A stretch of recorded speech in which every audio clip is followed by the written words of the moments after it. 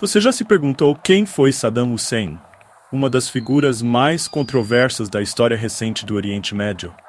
Hoje vamos te levar a uma jornada pela vida de um líder cuja ascensão ao poder foi marcada pela violência, pela manipulação política e por uma visão implacável de controle. Saddam Hussein nasceu em 1937, numa pequena vila no Iraque, e ao longo de sua vida tornou-se sinônimo de poder absoluto e de uma política brutal que mudou para sempre o destino do país. Com o tempo, ele se tornaria uma figura central na política do Oriente Médio e nos noticiários do mundo inteiro. Mas o que levou Saddam a adotar uma postura tão rígida e como ele moldou a política iraquiana a seu favor?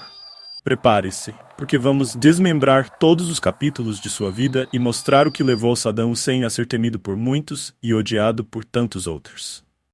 Infância e ascensão política. Saddam Hussein nasceu em 1937, em uma vila pobre chamada Al-Auja, no norte do Iraque. A infância dele foi marcada pela pobreza e por traumas que moldaram sua visão de mundo e sua postura autoritária.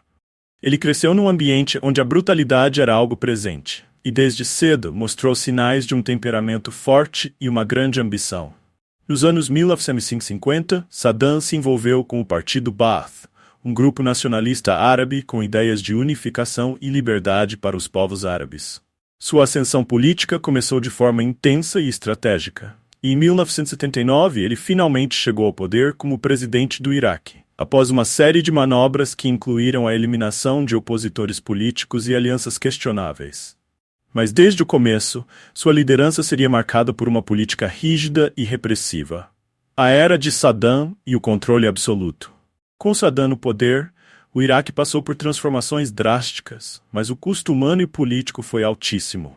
Ele implantou um regime autoritário, promovendo uma vigilância estatal que não deixava espaço para críticas. A partir de 1980, o país entrou em uma guerra com o Irã, que duraria 8 anos, uma das mais longas e devastadoras da época, e que acabou dizimando centenas de milhares de vidas.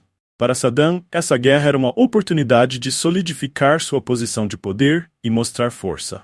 Mas não era só o controle interno que o interessava. Ele tinha ambições regionais. Em 1990, ele invadiu o Kuwait, o que desencadeou a Guerra do Golfo e colocou os olhos do mundo sobre ele. A resposta internacional foi rápida, e as forças lideradas pelos Estados Unidos atacaram o Iraque, forçando a retirada de Saddam do Kuwait, mas não tirando-o do poder. Ele sobreviveu, mas o preço foi uma década de sanções que afundaram ainda mais a população iraquiana na miséria. O fim de uma era. Mesmo com a derrota na Guerra do Golfo, Saddam manteve o controle do Iraque. Ele se mostrava impassível e continuou reprimindo seus oponentes internos de maneira brutal. Mas após os ataques de 11 de setembro de 2001, os Estados Unidos começaram a ver Saddam como uma ameaça ainda maior. Em 2003, sob a justificativa de que o Iraque possuía armas de destruição em massa, os EVA invadiram o país, dando início à Segunda Guerra do Golfo.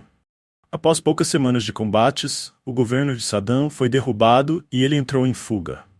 No final daquele mesmo ano, em dezembro de 2003, Saddam foi capturado pelas forças americanas, escondido em um buraco em uma fazenda.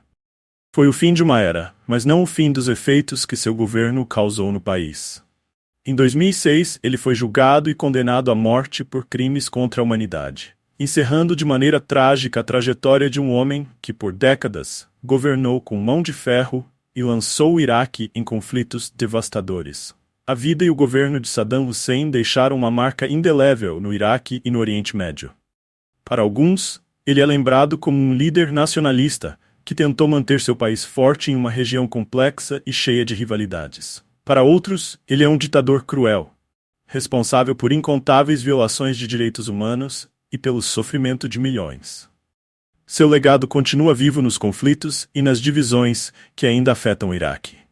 E aí, depois de conhecer a história dele, como você acha que Saddam Hussein deveria ser lembrado?